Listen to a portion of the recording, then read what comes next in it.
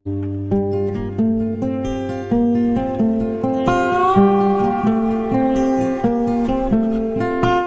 बच्चों, कैसे हैं आप सभी। आप सभी का इस ऑनलाइन क्लास में तहे दिल से स्वागत है। और कक्षा 10 के सभी स्टूडेंट्स, जैसा कि आप जानते हैं कि अपने चैनल पर सबसे पहले प्रश्नावली के नोट्स, मतलब प्रश्नावली का जो बेसिक ज्ञान है वो, और उसके बाद में उस प्रश्नावली के एग्जाम्पल, और उसके बाद में उस प्रश्नावली के सभी क्वेश्चनों को अच्छी प्रकार से समझाया जाता है स्टूडेंट्स। और जैसा कि आप जानते हैं कि फिलहाल वर्तमान काल में स्कूल वगैरह सब बंद पड़ी हुई है, और ऐसी स्थिति में आपकी पढ़ाई के ऊपर बहुत ही ज्यादा असर पड़ रहा है। स्टूडेंट से अच्छी तरीके से मैं भली बातें समझ सकता हूँ। तो ऐसे काल में इसीलिए मैंने स्टूडेंट से ये चैनल जो है, इस चैनल पर मैथ्स के सभी क्वेश्चन और सभी एग्जाम्पल को लगातार करवाया जाता है स्टूडेंट से। जो स्टूडेंट से पुराने हैं, जो मेरी वीडियो रोज देखते हैं और मैथ्स की नोटबुक बना रखे है, उनको पता है। लेकिन जो स्टूडेंट्स नए हैं, चैनल पर पहली बार विजिट कर रहे हैं, उनको ऐसा पता नहीं है।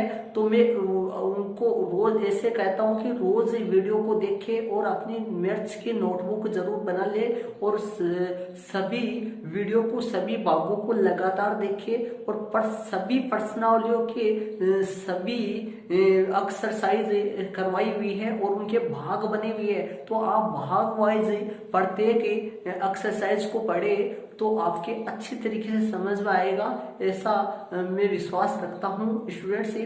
तो जैसा कि आप जानते हैं कि इससे पीछे आपका चैप्टर 5 जो चल रहा है समांतर श्रेणी, इसके पीछे मैं इसकी 7 क्लासें ले चुका हूँ स्टूडेंट से। और 7वीं क्लास में मैंने लास्ट में आपकी प्रश्नावली 5.2 के एग्जाम्पल 10 तक क्लियर करवा दिया था। इसीलिए मैं आज इस वीडियो में स्टूडेंट्स आपकी भाग 8 में आपकी जो प्रश्नावली 5.2 है, इसके एग्जाम्पल 11 से स्टार्ट कर रहा हूँ स्टूडेंट्स। तो उदाहरण प्रश्नावली 5.2 की 11 और 12, लास्ट एग्जाम्पल 12 तक है। मतलब आपकी जो प्रश्नावली 5.2 है उसके एग्जाम्पल स्टूडेंट्स 4 से लेकर 12 तक है, और ये एग्जाम्पल आज क्लियर हो जाएंगे। और इसके बाद में साथ ही में प्रश्नावली 5.2 के प्रश्न नंबर 1 भी करवाऊंगा इस वीडियो में। तो स्टूडेंट्स वीडियो के अंत तक बने रहिए, लास्ट तक बने रहिए, वीडियो को छोड़ के मत जाइए। और शर्त ये है, यदि आप वीडियो को पूरा देख लोगे तो स्टूडेंट्स सभी क्वेश्चन आप देखोगे वो आपके अच्छे तरीके से क्लियर हो जाएंगे। तो चले अपन वीडियो की तरफ, वीडियो को आगे बढ़ाते हैं। और एग्जाम्पल नंबर 11 स्टूडेंट्स आपके सामने है। एग्जाम्पल 11 से स्टार्ट कर रहे हैं। तो स्टूडेंट्स उदाहरण 11 अपन कर रहे हैं। उदाहरण 11 आपके सामने है, ध्यानपूर्वक आप उदाहरण 11 देखिए। उदाहरण 11 देखना, 10 और 250 के बीच में 4 के कितने गुणज है। स्टूडेंट्स ध्यान देना, 10 और 250, 10 और 250 के बीच में 4 के गुणज कितने हैं, उनकी संख्या अपने को बतानी है स्टूडेंट्स। तो सबसे पहले स्टूडेंट्स इसमें अपने को ये पता लगाना है कि 10 और 250 के बीच में स्टार्टिंग जो गुणज है वो कौन सा होगा, शुरू का जो गुणज है वो कौन सा होगा, 4 का गुणज। अब देखो 10 और 250 के बीच में अपने को 4 के गुणज बताने हैं अगले को। तो 4 का गुणज का मतलब स्टूडेंट्स ये होता है कि 4 के टेबल, जिसमें 4 का पूरा पूरा भाग, 4 से भाज्य बोले या फिर 4 का गुणज बोले, कोई दिक्कत नहीं है। 4 का गुणज देखो, 10 में 4 का पूरा पूरा भाग नहीं जाएगा स्टूडेंट्स। तो 10 जो है वो 4 का गुणज नहीं होता है, 11 भी नहीं होता है, 12 फर्स्ट जो गुणज है वो 12 होगा। और 12 के बाद में 4 4 प्लस होते जाएंगे, तो 12 16 20, इस तरीके से ये 4 के गुणज आएंगे स्टूडेंट्स। तो लास्ट वाला जो गुणज है वो 250 में यदि 4 का पूरा पूरा भाग चला जाएगा तो 250 होगा। देखो 250 में 4 का भाग देते हैं, 4 6 का 24 हो गया, बचेगा कितना अपना 1 10।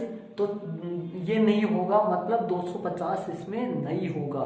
250 में 4 का पूरा पूरा भाग नहीं जाएगा, तो 249 नहीं होगा, 248 हो जाएगा। कितना होगा? 248। तो 10 और 250 के बीच में जो अपनी एपी बननी थी वो एपी बन चुके हैं स्टूडेंट से। अब पता यह लगाना है कि ये कितने नंबर का पद है। जैसे मैं ऐसे कह दूं, मान लो कि ये 25वां पद है, ऐसे कह दूं स्टूडेंट से कि ये 25वां पद है, तो मैं कह सकता हूं कि 10 और 250 के बीच में 4 के गुणज 25 ही होंगे। अब ये पता लगाना है कि ये कौन सा पद है। अब ये ही पता लगना बाकी रहा है कि ये कौन सा पद है। इसके बाद में अपने 10 और 250 के बीच में कितने गुणज है ये अपने आ जाएंगे। तो एपी अपनी बन गई 12, 16, 20 और 248 है। तो स्टूडेंट्स तो यहां लिखेंगे अपने 10 और 250 के 10 और 250 के बीच 10 और 250 के बीच 4 के गुणज से बनी एपी।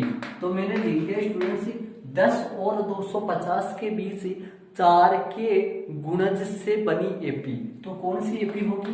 12 होगा, 16 होगा, 20 होगा। तो लास्ट वाला जो पद है वो स्टूडेंट्स 248 होगा। अब पता ये लगाना है कि ये 248 ये कौन सा पद है। यदि ये जितने नंबर का पद होगा इसकी पोजीशन या फिर इसकी स्थिति जितनी होगी स्टूडेंट्स उतने ही इस एपी में पद होंगे। तो अपने को यहाँ प्रथम पद अपन लिखते स्टूडेंट्स, प्रथम पद ए बराबर 12 है तथा सार्व अंतर जो है स्टूडेंट्स वो सार्व अंतर अपन बिना निकाले ही लिख देंगे, क्योंकि सार्व अंतर आपको पता है 4 का इसमें चल रहा है। माना कि एनवा जो पद है इस एपी का वो 248 है। एनवा पद स्टूडेंट्स कितना मान लिया मैंने? 248 मान लिया। अब अपन लिख देंगे ए एन बराबर 248 है।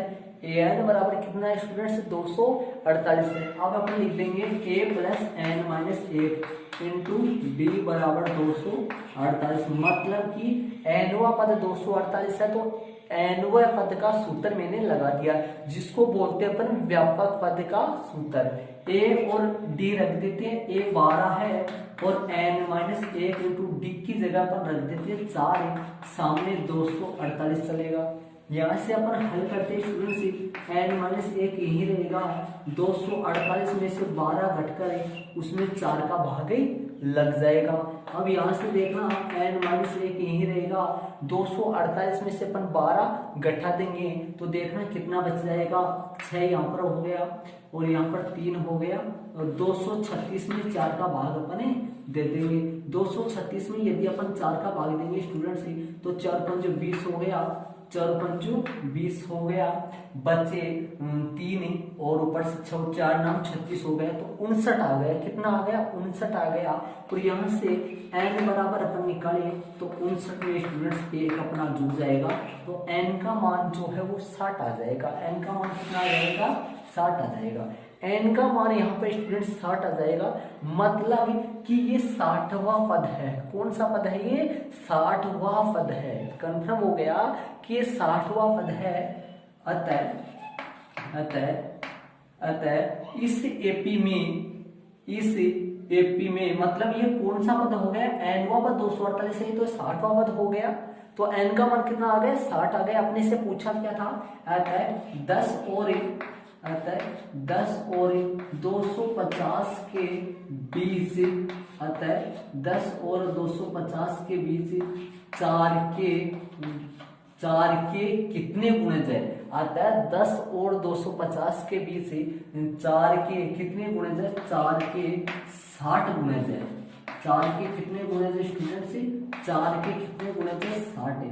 तो यहाँ से 10 और 250 के बीच में जो गुणज है स्टूडेंट्स वो 60 आ गए। कितने आ गए? 60। 10 और 250 के बीच में 60 गुणज है। इस 4 के गुणज जो है वो 60 है स्टूडेंट्स। 10 और 250 के बीच 4 के 60 गुणज है। 10 और 250 के बीच 4 के 60 गुणज, ये अपने हो गए स्टूडेंट्स कि ये उदाहरण 11 जो है इसमें पूछा था आपने से 10 और 250 के बीच में 4 के गुणज कितने हैं बताइए। तो 4 के गुणज कितने आ गए आपके सामने 60 आ गए। तो 20 में 4 के जो गुणज है वो 60 आ गए स्टूडेंट्स। ये अपना उदाहरण 11 हो गया। आप अपनी नोटबुक में इसको अंकित कर सकते हो स्टूडेंट्स। ये हो गया। तो इसमें अपन ये पता लगाए कि ये कौन सा पद है। तो आप बताओ मेरे को ये कि कौन सा पद है। ये 60वां पद है स्टूडेंट्स। कौन सा 60वां पद है, मतलब ये 60 है। ठीक है, तो ये उदाहरण आपका 11 हो गया स्टूडेंट्स। तो स्टूडेंट्स उदाहरण 12 आपके सामने है। उदाहरण 12 में आप ध्यान दीजिए, 3 संख्याएं समांतर श्रेणी में है। स्टूडेंट्स 3 संख्याएं समांतर श्रेणी में है, यदि उनका योग -3 तथा गुणनफल 8 है तो एपी ज्ञात कीजिए। तो क्या ज्ञात करनी है स्टूडेंट्स, एपी अपने को ज्ञात करनी है। देखो वापस प्रश्न आपके सामने है स्टूडेंट्स। प्रश्न में ध्यान दीजिए, 3 संख्याएं समांतर श्रेणी में यदि उनका योग -3 है और गुणनफल कितना है 8 है स्टूडेंट्स। प्रश्न के मुताबिक स्टूडेंट्स उदाहरण 12 में ध्यान देना, 3 संख्याएं समांतर श्रेणी में है। ध्यान देना 3 जो संख्याएं है स्टूडेंट्स वो समांतर श्रेणी में है। तो माना कि एपी की 3 संख्याएं समांतर श्रेणी, माना कि एपी की 3 संख्याएं, माना कि एपी की 3 संख्याएं a प्लस डी, एपी की 3 संख्याएं, ध्यानपूर्वक देखना स्टूडेंट्स। एपी की 3 संख्याओं को क्या क्या मानेंगे, a minus d into a plus D है। मतलब मैंने एपी की 3 संख्याएं मान ली स्टूडेंट्स। कौन कौन सी, a माइनस डी, ए और ए प्लस डी। जैसे स्टूडेंट्स मान लो कि अपन बात करें, जैसे अपन ये बात करें, जैसे ये A1 है, ये A2, A3, ये एपी के 3 पद है। जैसे यदि मैं मान लो इसको A मानूं तो ये A से कितना कम होगा, D कम होगा, तो इसको लिखेंगे अपन A माइनस डी। और ये A3 जो है वो A2 से कितना ज्यादा होगा, D ज्यादा होगा, तो इसको अपन लिखेंगे A प्लस डी। इस तरीके से यदि एपी की अपने को 3 संख्याएं मानना हो तो अपन ये मानेंगे A minus D, a plus d, ये मानेंगे। हो सकता है स्टूडेंट्स, यदि अपने ये भी हो सकता है, ध्यानपूर्वक देखना, ये ऐसा भी माना जा सकता है स्टूडेंट्स। ये भी अपन यदि एपी के अपने को 3 संख्याएं माननी हो तो वो भी मान सकते हैं, ये भी मान सकते हैं। ध्यान रहे ये क्या है, ये ए है, ये A2 का सूत्र है। ध्यान दो, ये A2 का सूत्र याद आ गया होगा, A2 का सूत्र A प्लस डी होता है। और ये जो सूत्र है वो स्टूडेंट्स A3 का सूत्र है। A3 का सूत्र क्या होता है, A प्लस 2D होता है। तो इस तरीके से ये भी माना जा सकता है। आप अपनी नोटबुक में अंकित कर लेना, ये रफ कॉपी में अंकित कर लेना कि यदि एपी की 3 संख्याएं माननी हो तो स्टूडेंट्स या A minus D, a plus D, या फिर ए plus d, a plus 2D, या तो ऐसे माननी है पी की 3 संख्याएं या फिर ऐसे माननी है। हो गए स्टूडेंट्स, तो याद रहे।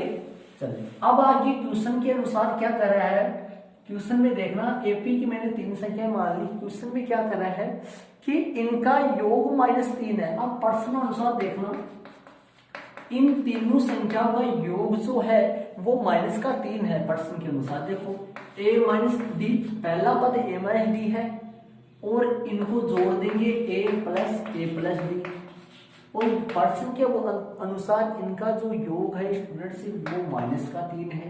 देखो ये पहला पद है, ये दूसरा पद है, ये तीसरा पद है, और इनका योग प्रश्न के अनुसार कितना है, -3 है। तो मैंने क्या किया, पहला पद लिया, दूसरा पद ये रहा, तीसरा पद ये रहा, और तीनों को जोड़ दिया तो योग कितना हो गया, -3 हो गया स्टूडेंट्स। हल करते हैं, d से d क्या हो जाएगा, कट जाएगा। इसी तरीके से मैंने ये लिया है यहाँ पर ताकि डी से डी कट जाए, वरना ये भी ले सकता था a plus d a plus 2d, ये भी एपी के 3 पद ले सकता था मैं, है इसमें थोड़ा बड़ा होता क्वेश्चन, इसीलिए मैंने ये वाला लिया है। तो अब ये हल करो, ए कितना हो गया स्टूडेंट्स 3a माइनस का 3, देखो ए 3 हो गए। यहाँ से ए का मान अपन निकालना चाहिए स्टूडेंट्स, तो -1 आएगा। कैसे आएगा, मैंने सीधा लिख दिया है, -3 में अपन 3 का भाग देंगे तो -1 आएगा। ए का मान आ चुका अपने पास। तथा दूसरी स्थिति और दे रखा है अपने को क्वेश्चन में, एक स्थिति और दे रखा है, तथा गुणनफल जो है इनका, मतलब इन तीनों संख्याओं का जो गुणनफल है वो अपने को 8 दे रखा है स्टूडेंट्स। कितना 8, मतलब जो गुणनफल है वो कितना दे रखा है इनका 8 दे रखा है। तो अपन क्या करेंगे, इन तीनों पदों का गुणा करेंगे और सामने 8 लगा दिए मैंने। तो अपन क्या करेंगे, a माइनस डी इंटू इनको गुणा करेंगे किससे, a से, इंटू इनको गुणा करेंगे किससे, a प्लस डी। देखो मैंने तीनों पद ले लिए और इनको गुणा कर दिया, और गुणनफल परसेंट के अनुसार कितना है 8 है। ठीक है, यहाँ से हल करो। यदि यहाँ पर सरलसमी का मैं यूज करूँ इनको गुणा करने में, a माइनस डी को a प्लस डी से यदि मैं गुणा करूँ स्टूडेंट से, तो a minus D a plus D बन जाएगा a square minus D square. सरलसमी का लग के गुणा हो गया, और यहाँ गुणा में a रह गया और सामने 8 है। ध्यानपूर्वक देखिए मैंने कैसे कर दिया, इन दोनों को मैंने गुणा किया a माइनस डी और a प्लस डी, इनको गुणा किया तो मेरे पास ये आ गया। आप भी अपनी बुक में, आप भी अपनी नोटबुक में ऐसे अंडरलाइन कर लेना जिससे समझ में आ जाएगा। a minus D a plus D, इनको गुणा किया तो a square minus D square प्राप्त हो जाएगा। ठीक है, यहाँ सरलसमी का लगे a minus b a plus b into a square, a minus b into a plus b बराबर a square minus b square वाली सर्वसमी का लग जाएगी। ठीक है, यहाँ से एक का मान अपने पास है स्टूडेंट्स, ये अपन रख देते हैं। एक का मान कितना अपने पास है -1 है। बोर्ड पे ध्यान देना, आप यहाँ पे ध्यान देना अच्छे तरीके से। एक की जगह अपने को -1 लगाना है। देखो कैसे, -1 का होल स्क्वायर प्लस माइनस, ये देखो -1 का होल स्क्वायर, ये माइनस वैसा का वैसा, और फिर डी आ गया तो डी का स्क्वायर। ठीक है, और गुणा -1 बराबर में 8 हो गया यहाँ से। अब आगे आप कैसे करते हैं, यहाँ से इसको हल करेंगे तो -1 का जो होल स्क्वायर है वो 1 ही आएगा स्टूडेंट्स, 1 माइनस डी स्क्वायर। और यहाँ से ये जो 1 है स्टूडेंट्स, ये 1 उधर भेज देंगे अपने। तो देखो यहाँ से अपन इसको हल करेंगे तो -1 को -1 से अपन गुणा करेंगे तो 1 ही आएगा, और माइनस का डी स्क्वायर आएगा, और सामने ये -1 है, ये -1 यहाँ पूरे कोष्ठक के साथ गुणा में तो 8 के भाग में चला जाएगा। तो स्टूडेंट्स 8 में अपन भाग दे देंगे इसका -1 का। ठीक है, तो यहाँ से अपन हल करेंगे, ध्यानपूर्वक आप देखिए इसको हल करेंगे। कैसे हल करेंगे, यहाँ से माइनस का डी स्क्वायर यही रहेगा, और यदि 8 में अपन -1 का भाग देंगे स्टूडेंट से तो आपके सामने -8 आएगा, और ये 1 जो है ये प्लस का है, उधर जाएगा तो माइनस का हो जाएगा। ठीक है, अब आगे देखना स्टूडेंट, अपन यहाँ पर करते हैं, ध्यानपूर्वक देखना। आगे अपने माइनस का डी स्क्वायर और ये माइनस का 8 हो गया, ये दोनों जुड़ जाएंगे स्टूडेंट से तो माइनस के 8 हो गए। तो यहाँ से अपन हल करेंगे तो माइनस का डी स्क्वायर और माइनस के 8, एक कितना हो गया 9, माइनस के 9 हो जाएंगे। तो यहाँ से माइनस से माइनस कर जाएगा, और डी का मान आएगा स्टूडेंट से √9, और √9 का मतलब डी का मान आएगा +-3, मतलब डी डबल आ गए। डी एक प्लस का, एक सार्व अंतर प्लस का और एक सार्व अंतर माइनस का, डी का मान डबल आ गया। तो यहाँ से अपन स्टूडेंट से स्थिति जो 2 चलेंगी, यहाँ से अपन एपी निकालेंगे। देखना स्थिति एपी निकालेंगे, एपी अपन निकालेंगे स्थिति फर्स्ट वाली अपन ले लेते हैं। स्थिति न लगाकर अपन सीधा भी इसको स्टूडेंट से अपन कर सकते हैं। देखना आगे अपन करते हैं। देखो प्रथम जो पद है स्टूडेंट्स वो तो -1 ही है, लेकिन जो डी है वो डबल आ गया। यहाँ डी का मान +3 आ गया और -3 आ गया। तो देखना अपन हल करते हैं कैसे। एक का मान तो -1 आ गया, एक का मान -1 आ गया। यदि देखो वैसे कर देंगे, यदि a बराबर -1 तथा d जो है वो d कितना है स्टूडेंट्स 3, d कितना अपना 3 है, तो AP अपनी AP कितनी होगी d माइनस d जो है वो 3 हो तो AP देखना है स्टूडेंट साहब। AP अपन क्या माने थे a minus d into a comma a minus D a और a प्लस डी, ये AP अपन माने थे। अब इसमें अपन मान रख देते हैं क्या क्या लिए थे अपन, यदि a का मान -1 और d का मान 3, देखो एक की जगह a का मान तो -1 लेकिन d का मान प्लस का 3 तो ले लिया, लेकिन माइनस का 3 बाकी है वो नीचे अपन लेंगे, तो a का मान एक की जगह -1 और d की जगह +3 लगाए, एक की जगह -1 और d की जगह 3, तो एक की जगह -1 ये माइनस यहीं से आ रहा है, d की जगह 3 आ गया। अब आगे देखना कोमा एक की जगह फिर अपना -1 और एक की जगह -1 और d की जगह 3, यहाँ से अपन इसको हल करते हैं, -4 ये जुड़ेगा, -1 और 3 में से 1 घटेगा तो 2 बचेंगे, ये हो गया अपना, ये AP आ गई अपनी। आगे देखना यदि a बराबर है -1, एक तो -1 ही आएगा, लेकिन d चेंज हो जाएगा, d देखना d बराबर -3 हो तो AP, d क्या हो तो -3 हो तो d यदि -3 हो तो AP देखना, AP क्या आएगी, AP अपन क्या माने AP, यहां से देखना AP माने अपन a माइनस डी और a प्लस डी, इसमें मान रख देंगे अब। लेकिन अब क्या चेंज हो गया, बस ये चेंज हुआ है कि a का मान तो -1 है, लेकिन d की जगह इसमें 3 लिया था, यहाँ पर d की जगह -3 लिया है, तो 2 AP आएंगी ऐसी, कितनी AP आएंगी स्टूडेंट्स 2 AP ऐसी आएंगी। तो देखना आगे मान रख देते, a के मान -1 माइनस d की जगह -3, तो डबल माइनस हो गया, यहाँ पर माइनस कितना हो गया, डबल ध्यान रहे, माइनस कितना हो गया स्टूडेंट से 2 माइनस हो गया, कोमा a फिर आ गया -1 और a प्लस डी आ गया, तो a की जगह अपना क्या है स्टूडेंट्स -1 और प्लस -3, ये तो अपना हो गया। आगे अपन हल करते हैं कैसा देखना, आगे अपन हल करेंगे, देखो -1 वैसा का वैसा, और ये माइनस से माइनस प्लस बन गया तो +3 आ गया, -1 और ये -1 और ये बन गया स्टूडेंट्स -3, ये हो गया अपना। इसके बाद में स्टूडेंट्स अपन हल करेंगे इसको, यहाँ से अपन हल करेंगे तो देखना क्या प्राप्त होगा, -1 और +3 बाकी होगा, तो कितना बच जाएगा अपना 2 बच जाएगा, कितना 2, और ये -1 और ये -4 ये आ गए थे। तो AP अपनी एक तो -4 -1 2, देखो इसमें सार्वंतर कितना लिया था 3, तो मतलब ये बढ़ती AP है, यहाँ पर 3 बढ़ रहे हैं, -4 में 3 बढ़ाए मतलब 3 जोड़े तो स्टूडेंट्स -1 आएगा, और -1 में यदि 3 जोड़े तो स्टूडेंट्स 2 आएगा, और यदि यहाँ से 3 कम करे तो ये AP आएगी। तो सार्वंतर +3, एक तो बढ़ती AP है और एक घटती AP है स्टूडेंट्स, ये हो गया अपना। और आंसर, इसका आंसर जो स्टूडेंट्स वो आया, क्या आया मैं यहाँ पे लिख देता हूँ, ध्यान देखो AP एक तो ये आ गई और एक AP ये आ गई, अपनी 2 AP हो गई। तो मैं आंसर यहाँ पे लिख देता हूँ, आप वीडियो को पॉज करके ऊपर वाले को अंकित कर लेना, यहाँ पे लिख देता हूँ, ध्यानपूर्वक आप देखिए स्टूडेंट्स।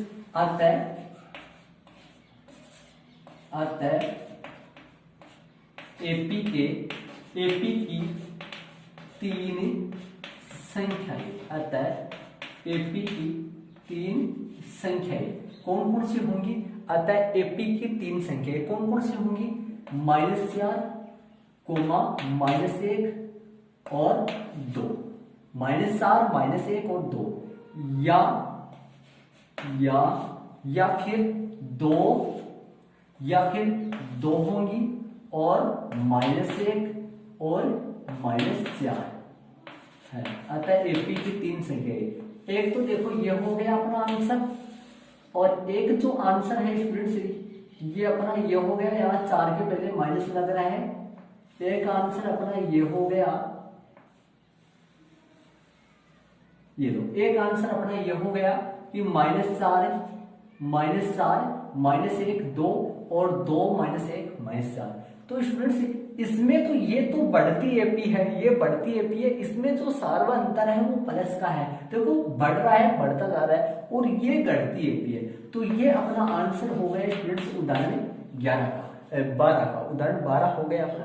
तो स्टूडेंट्स इसमें जो है, इसमें बात ये है, देखो इसमें जो एपी के 3 जो संख्याएं अपने को निकालनी थी, उनका जो योग था स्टूडेंट्स वो कितना था अपना -3 था, और गुणनफल जो था वो 8 था। तो अपन जांच करते हैं कि अपनी एपी की जो 3 संख्या है वो सही है क्या।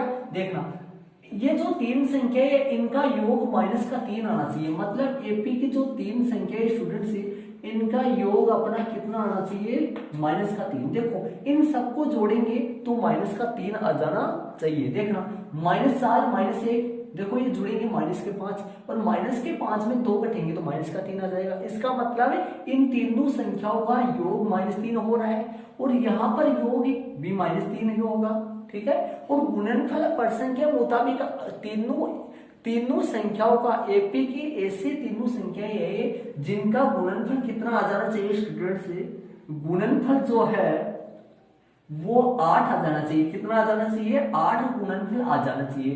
तो देखो इनको गुणा करें अपन -4 -1, इनको गुणा करें तो 4 × 4 हो गया, और 4 दूनी 8 और प्लस का 8 बन जाएगा, क्योंकि माइनस माइनस को गुणा करेंगे प्लस हो जाएगा।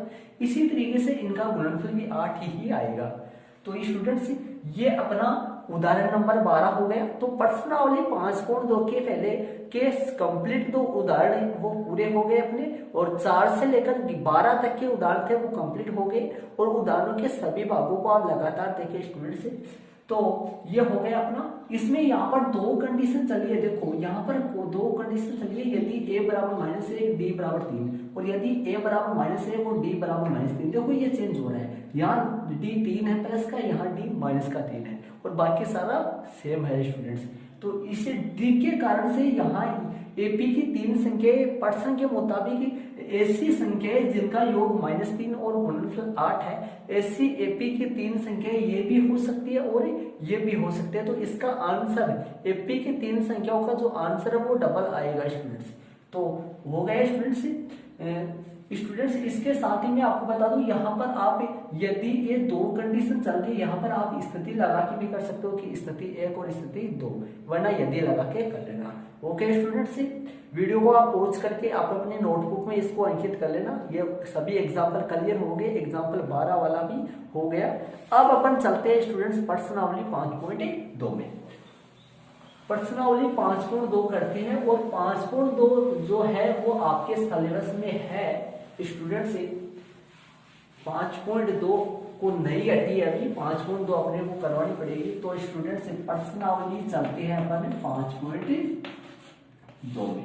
तो ध्यानपूर्वक स्टूडेंट्स आप देखें, प्रश्नावली 5.2 में अपन चलते हैं। तो प्रश्नावली 5.2 में स्टूडेंट से प्रश्न नंबर 1 पहला अपन करते हैं, प्रश्न नंबर पहला अपन करते हैं स्टूडेंट्स। और पहले जो क्वेश्चन में 3 क्वेश्चन है स्टूडेंट्स, प्रश्न नंबर पहला आपको दिखाई दे रहा है, और पहले क्वेश्चन में कुल 3 क्वेश्चन है रोमन में। ध्यानपूर्वक देखिए, पहले क्वेश्चन में 3 है स्टूडेंट से।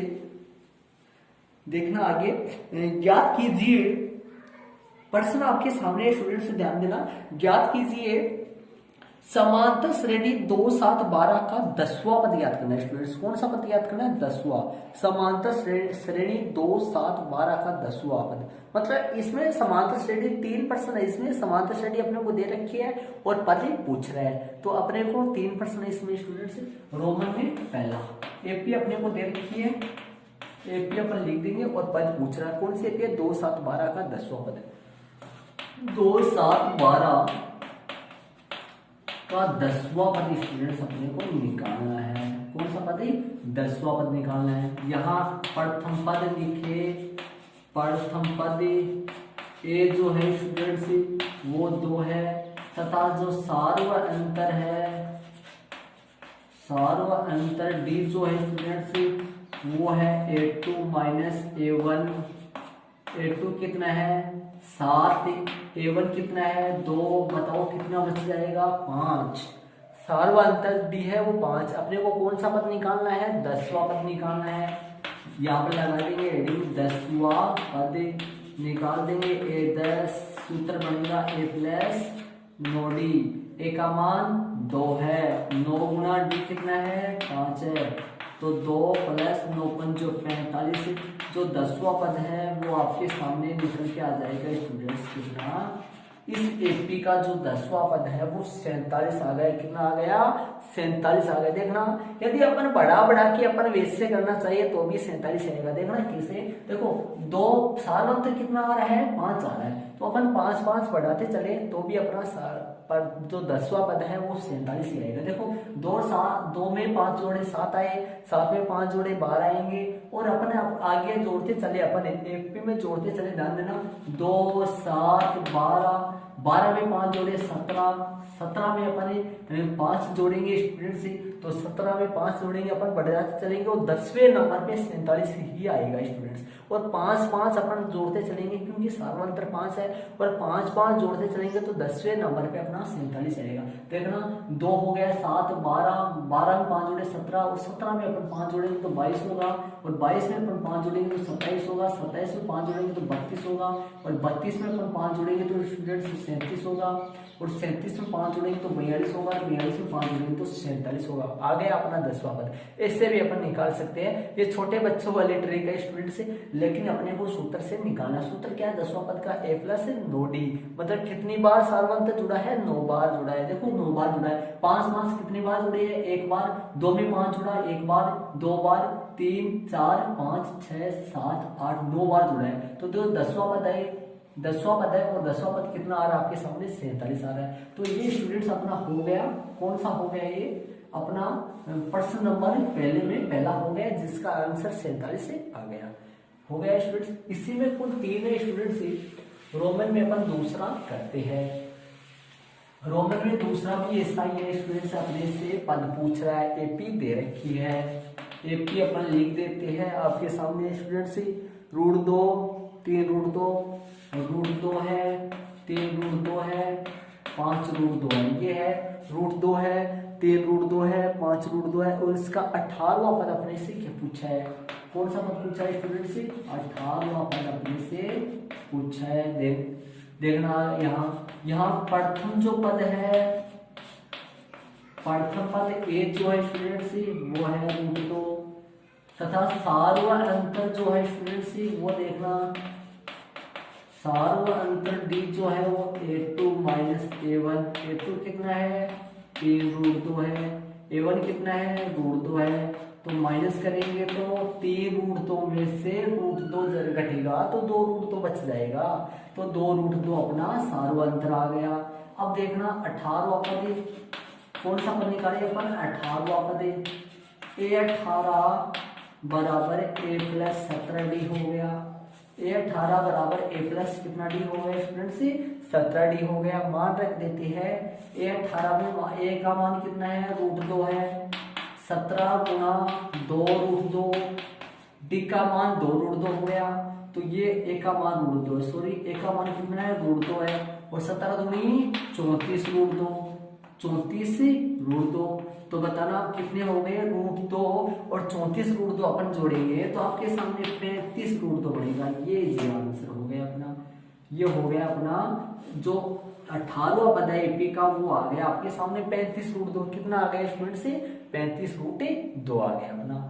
तो ये अपना आंसर हो गया इसमें दूसरे का, जिसका 18वां जो पद है वो 35 से √2 आ गया। यदि अपन इस तरीके से चले √2 3 √2 5 √2 फिर आगे आएंगे 7 √2 9 √2, इस तरीके से यदि अपन आगे बढ़ाते चले तो 18वें नंबर पे 35 √2 आएगा स्टूडेंट्स। ये हो गया अपना दूसरा। इसी में तीसरा, कुल पहले में कुल तीसरा 3 प्रश्न है, और इसमें एपी देकर अपने से एपी का क्या पूछा है, अपने से एपी देकर पद पूछ रहा है। पद अपने से पूछ रहा है, पदों की संख्या नहीं पूछ रहा, पद पूछ रहा है। ध्यान में रहे, पद पूछ रहा है कि 35वां पद याद करो, 10वां पद याद करो, ऐसे पद अपने से पूछ रहा है। आगे वाला देखना 9 9 13 17 21, 9 13 17 21, 9 एपी जो है आगे वाली 9 13 17 21, और इसका अपने को पद याद करना है कौन सा, 24वां पद अपने को याद करना है, इसका 24वां पद। मतलब अपने को दिमाग लगा ध्यान देना है स्टूडेंट्स, इसमें 24वां पद याद करना है, मतलब कि 24 नंबर पे कितना आने वाला है वो याद करना है, स्थिति नहीं याद करनी है, एन का मान याद नहीं करना है स्टूडेंट्स, याद रहे ध्यान में ये समझना आप, एन का मान ज्ञान नहीं याद करना है अपने को, जैसे 21 जैसा याद करना है। 21 कौन सा पद है, जैसे आपसे इसमें कोई ये पूछे कि चौथा पद कौन सा है, तो चौथा पद आप बता दो ये 21। इसी तरीके से इसमें आपको 24वां पद याद करना है, पद याद करना है, पदों की संख्या याद नहीं करनी है स्टूडेंट्स। तो यहाँ पर प्रथम पद, यहाँ प्रथम पद ए बराबर कितना है 9 है, तथा जो सार्वत्रिक अंतर है स्टूडेंट्स वो देखना, सार्वत्रिक डी कितना है a2 माइनस a1, a2 कितना है 13, 13 में से अपना 9 घट जाएगा स्टूडेंट्स, तो 13 में से 9 घटेगा तो आपके सामने 4 4 4 बढ़ रहा है इसमें, ये एसी एपी इसमें 4 4 प्लस हो रहा है, देखना 9 में से 4 जोड़े 13 आएंगे, 13 में 4 जोड़े 17, इस तरीके से। और इसका अपने को 24वां पद याद करना है, कौन सा पद याद करना है स्टूडेंट्स 24वां, तो अपन लिख देंगे a24 का सूत्र a24 का सूत्र क्या है a प्लस 23d, मान रख देंगे a प्लस 23d, मान रख देंगे, एक का मान 9 हो गया, 23 गुना 4 है 9 के 9, और 23 चौक कितना हो गया स्टूडेंट्स 92 हो गया, और 92 में अपन 9 जोड़ेंगे तो आपके सामने 101 आ जाएगा। तो ये हो गया जी आपका 24वां पद, जिसका 24वां पद इस एपी का 101 आ जाएगा। ये आपका प्रश्न नंबर है स्टूडेंट से पहला अपना क्लियर हो गया। और तो स्टूडेंट से प्रश्न नंबर पहला हो गया, पहले में पूरे 3 थे, एपी दे रखी थी और एपी के अगले कितने पद याद करने थे, 3 अगला पद याद करना था, मतलब दिया गया पद अपने को पूछा था, एपी दे दिया था, और एपी में जो जिस पद के लिए अपने से कहा गया था वो पद अपने से याद करना था। तो स्टूडेंट्स ये हो गया अपना प्रश्न नंबर पहला हो गया, पहले में कुल 3 क्वेश्चन थे अपन क्लियर कर दिए। तो स्टूडेंट्स इस वीडियो में प्रश्न नंबर आपकी जो प्रश्नावली 5.2 है, 5.2 की प्रश्नावली के पहले उदाहरण नंबर 11 और 12 और प्रश्नावली 5.2 के पहले प्रश्न नंबर पहला जिसमें कुल 3 थे ये क्वेश्चन अपन करे हैं। तो स्टूडेंट्स वीडियो आपको कैसा लगा कमेंट्स में जरूर बताइए, और साथ ही वीडियो को लाइक करें और अपने दोस्त जो है कक्षा 10 में जो आपके दोस्त है उनको भी वीडियो को शेयर करें। और साथ ही स्टूडेंट्स यदि आप नए हो चैनल पे पहली बार आ रहे हो तो चैनल को जरूर से सब्सक्राइब करना, और चैनल के स्टूडेंट्स रोज आप वीडियो देख के अपनी पढ़ाई जारी रखें और अपनी नोटबुक में कार्य करते रहिए। ओके स्टूडेंट्स, अपन अगली वाली नई वीडियो के साथ कल मिलते हैं। ओके।